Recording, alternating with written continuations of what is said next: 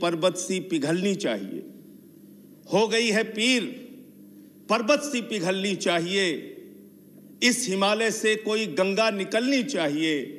और सिर्फ हंगामा खड़ा करना मेरा मकसद नहीं, मेरी कोशिश है कि ये सूरत बदलनी चाहिए। आज मुल्क में जो हालात हैं किसान के मान्यवर, आज क्या हालत कर दी गई है इस देश में। पिछले 76 दिनों से किसान आंदोलन पर है,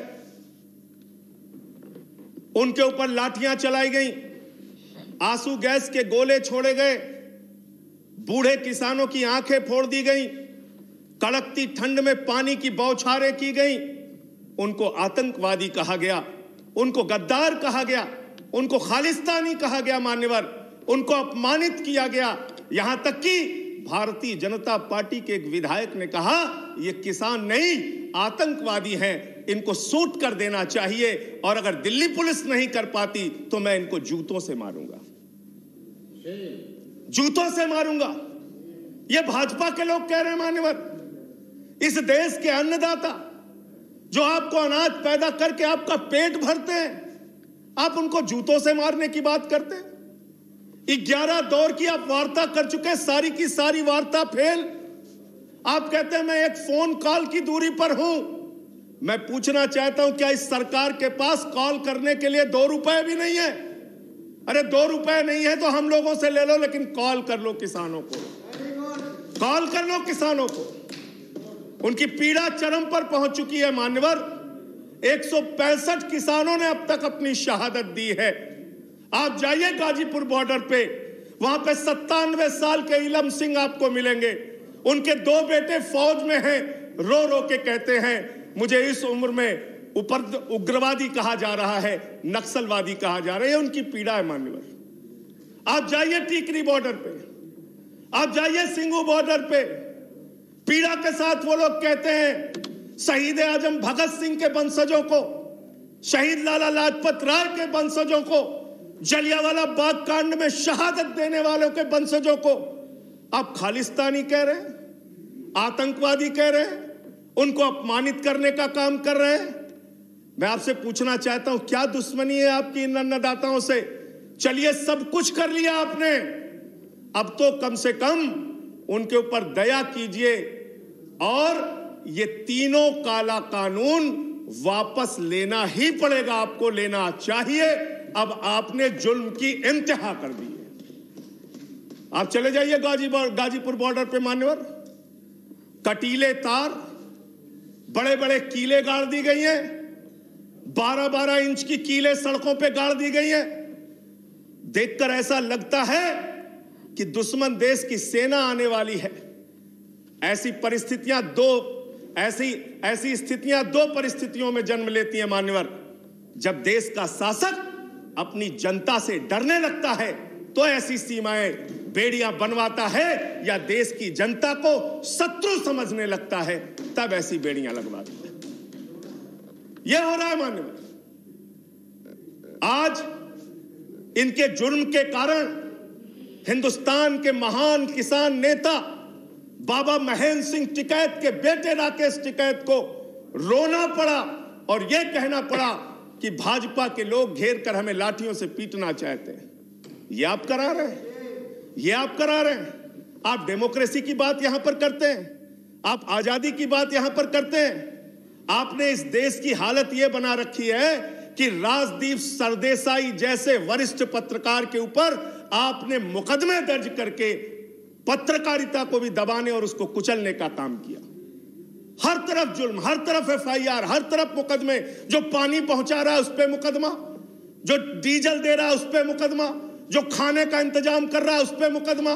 NIA लगा दो, CBI लगा दो, पुलिस लगा दो, जांच लगा दो। अरे वो आपके देश के नागरिक हैं।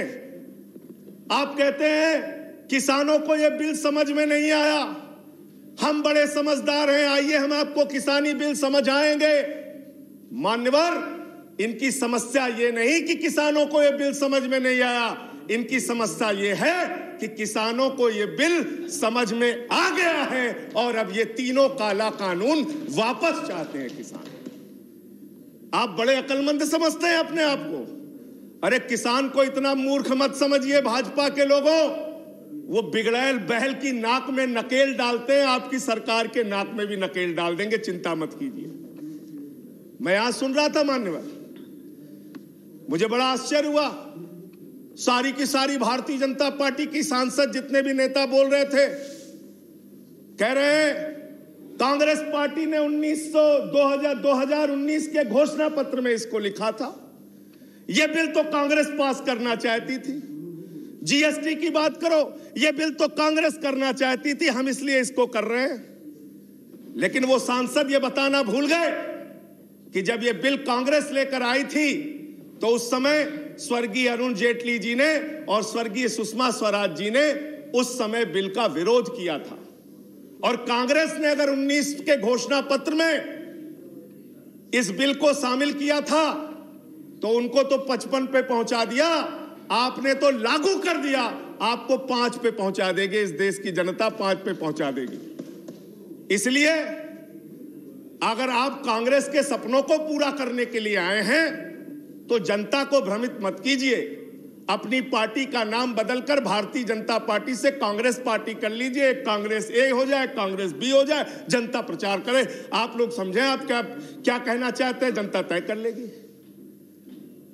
मान्यवर, इस बिल में क्या क्या लिखा है वो बातें आपको बता के और थोड़ी बातें कह के अपनी बात खत्म करूंगा।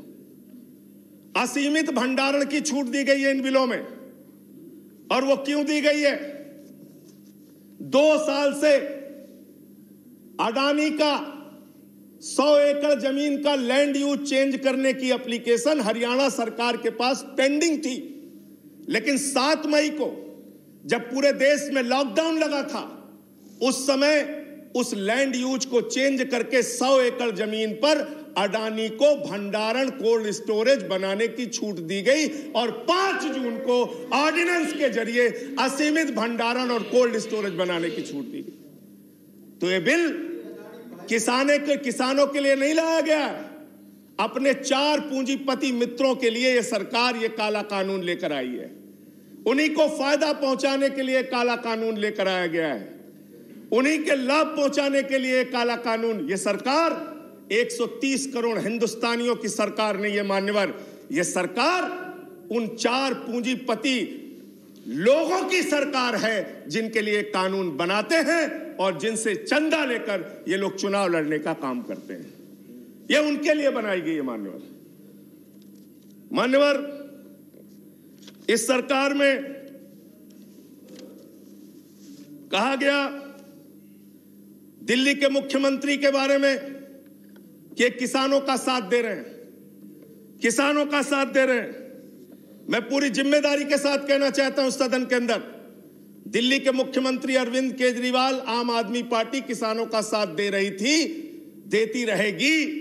और आपने हमसे 9 स्टेडियम मांगा जेल बनाने के लिए, केजरीवाल जी ने इनकार किया। हम वहां पानी का इंतजाम कर रहे हैं, आप पानी का इंतजाम रोक रहे हैं। हम वहां शौचालय का इंतजाम कर रहे हैं, आप वहां शौचालय का इंतजाम रोक रहे हैं। आप वहां पर लोगों को पानी, खाना, शौचालय इस तक पर प्रतिबंध लगाना चाहते हैं।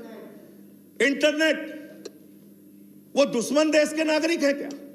उनके साथ इस तरह का व्यवहार आप कर रहे हैं।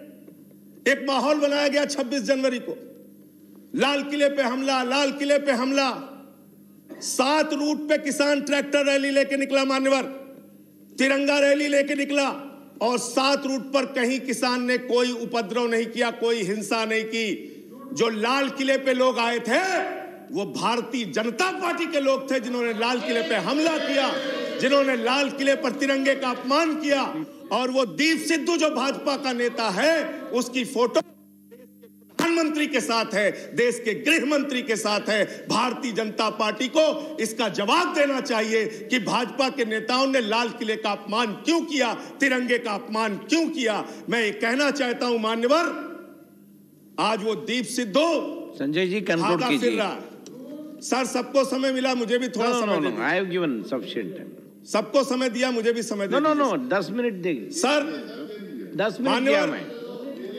मान्यवर, दीप सिद्धू भाजपा का नेता वो फरार है जिसने लाल किले पे हमला किया, जिसने तिरंगे का अपमान किया, अपनी घिनौनी राजनीति के चक्कर में ये लोग कहां तक जा सकते हैं, इसका सच है ये जो सामने आया है।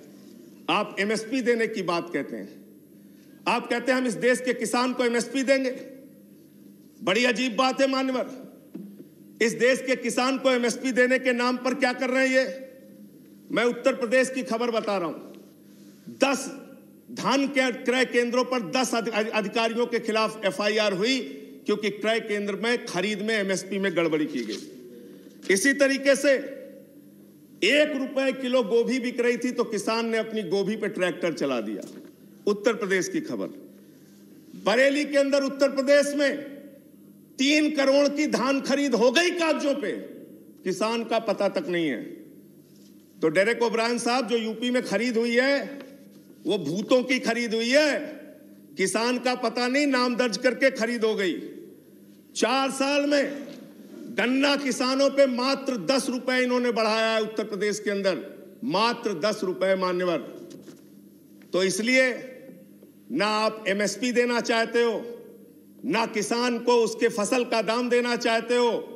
असीमित भंडारण की छूट देकर आपने पूंजीपति मित्रों को यह सुविधा दे दी कि सस्ते में किसान से अनाज खरीदेंगे, सस्ते में किसान से फल खरीदेंगे, सस्ते में किसान से सब्जियां खरीदेंगे, उसका बड़े बड़े स्टोरेज में भंडारण करेंगे, जमाखोरी करेंगे, और जब बाजार में फल सब्जियों की कमी हो जाएगी, अनाज की कमी हो जाएगी, तो महंगे दामों में जनता को बेचेंगे। यानी आपने महंगाई को, जमाखोरी को, कालाबाजारी को इस बिल के माध्यम से लीगलाइज करने का, वैधता प्रदान करने का काम किया है, इस देश में महंगाई बढ़ाने का काम किया है, उसका रास्ता आपने खोला है। इसलिए भी ये बिल, तीनों का तीनों काला बिल वापस लिया जाना चाहिए। Thank you. अंत में एक बजट आपने पेश किया मानवर, बस खत्म करके अपनी बात को खत्म करूंगा, उन्हीं बातों को